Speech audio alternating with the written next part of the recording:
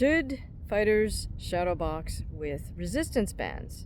Well, at least the resistance bands have you exerting the force in the right direction, right? Because if you outstretch your arm with the resistance band that's looped behind your back and you let go of it, where does it go? It snaps right straight back at you. That means you're exerting the force straight forward. The resistance band is exerting the force straight backward on you. And now, different resistance bands have different levels, have different tightnesses or tautness, and that is what we call its spring constant. So the force that you exert on that resistance band is a factor of that spring constant for the resistance band times the amount that you move the resistance band. So basically the length of your arm. It's what we call a direct relationship. So the formula looks like this: force equals K, which is the spring constant or the elastic constant of that resistance band, times delta X, which is the change in position, meaning the position starting at your shoulder, extending out to the end of your fist. Okay, so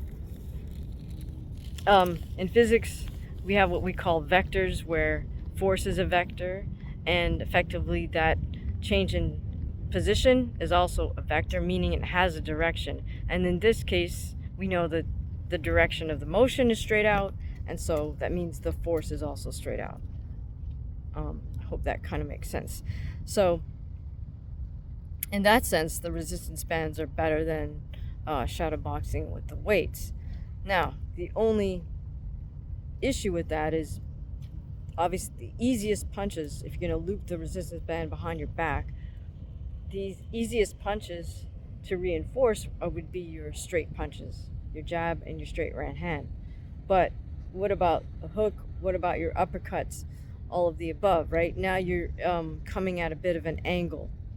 So I did come up with my own home setup to kind of deal with those other punching angles. But and there's I've seen fighters with devices out there where there's like a waistband and the resistance bands cross across your back, and then there's also loops for your legs with resistance bands going down your legs. Now the thing is, as sort of physically correct in terms of the physics as that device may be, I think it's also kind of expensive. So that's a bit of a deterrent. I wasn't going to invest in that, so like I said, I came up with my own sort of back patio system.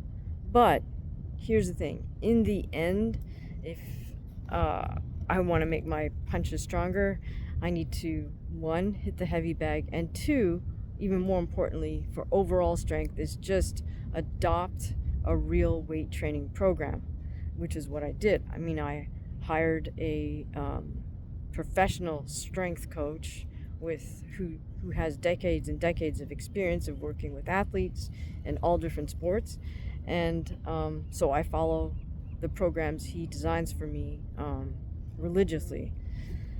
So the bottom line is, if you want to get stronger, you've got to hit the weights. That's pretty much it.